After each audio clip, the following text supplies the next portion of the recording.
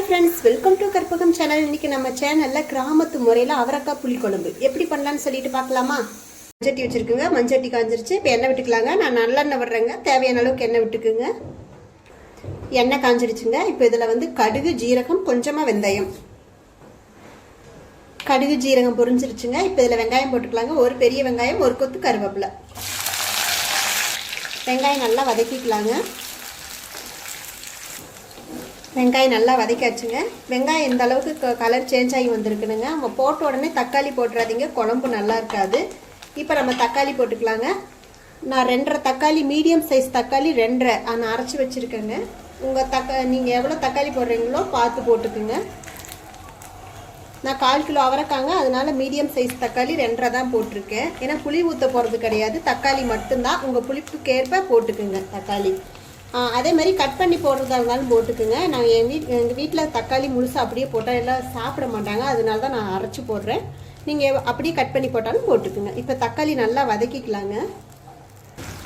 தக்காளி நல்லா வதக்காச்சுங்க. லைட்டாக எண்ணெய் பிரிஞ்சு வந்திருக்கு பாருங்கள். இப்போ இந்த டைமில் நம்ம மிளகாய்த்தூள் போட்டுக்கலாம். சின்ன ஸ்பூனில் 1.5 ஸ்பூன் மிளகாய்த்தூள், 1.5 ஸ்பூன் மல்லித்தூள், 1/4 ஸ்பூன் மஞ்சத்தூள், தேவையான அளவுக்கு உப்பு, பெருங்காயத்தூள். இதை போட்டுக்கலாங்க. இதை போட்டு ஒரு 2 செகண்ட் நல்லா மிக்ஸ் பண்ணிக்கலாம்.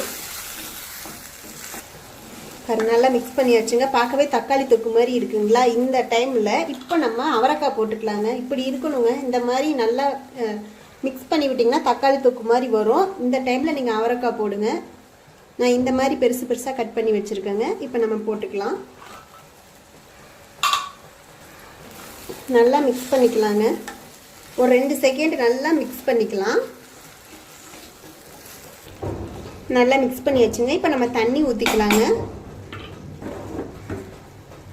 ஜார் கழுவி வச்சுருக்கேங்க. நம்ம தக்காளி அரைச்சோம் இல்லையா, அந்த தண்ணி. இப்போ தேவையான அளவுக்கு தண்ணி விட்டுக்கலாங்க. உங்களுக்கு அவரைக்காய் வேகிற அளவுக்கு தண்ணி விட்டுக்குங்க.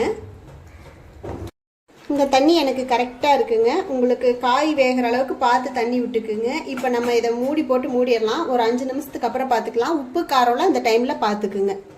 நம்ம ஒரு 5 நிமிஷத்துக்கு அப்புறம் அவரைக்காய் எப்படி வந்திருக்குன்னு சொல்லிட்டு பார்க்கலாம். 5 நிமிஷத்துக்கு அப்புறம் எடுத்து பார்த்தேங்க. அவரைக்காய் வேகலை, கூட 5 நிமிஷம் விட்டேங்க. இப்போ அவரைக்காய் வெந்துருச்சு. இந்த அவரைக்காய் குழம்புக்கு நம்ம தக்காளி மட்டும் தாங்க, புளி போட போகிறதில்ல. நான் எடுத்த அவரைக்காவுக்கு 2.5 தக்காளி கரெக்டாக இருக்கும். நீங்கள் உங்களுக்கு எவ்வளோ அவரைக்காய் எடுக்கிறீங்களோ அந்த அளவுக்கு உங்கள் புளிப்புக்கேற்ப தக்காளி எடுத்துக்கோங்க. அதே மாதிரி மிளகாய் தூள் இல்லை அப்படின்னா, தனி மிளகாய் தூள் இல்லை அப்படின்னா குழம்பு தூளே போட்டுக்குங்க. இப்போ நம்ம அவரைக்காய் குழம்பு ரெடி ஆகிடுச்சுங்க. இது நல்லா சுடு சாதத்தில், இப்போ ஸ்டவ் ஆஃப் பண்ணிக்கலாம். நம்ம இது சுடு சாதத்தில் போட்டு பிசைஞ்சு சாப்பிட்டு பாருங்கள், அவ்வளோ டேஸ்ட்டாக இருக்குங்க. இதே மாதிரியே ஒருக்கா செஞ்சு பாருங்கள். இந்த வீடியோ பிடிச்சிருந்தா லைக் பண்ணுங்கள், ஷேர் பண்ணுங்கள், சப்ஸ்கிரைப் பண்ணுங்கள். இன்னொரு இன்ட்ரெஸ்டிங்கான வீடியோவில் பார்க்கலாம். Okay, thank you.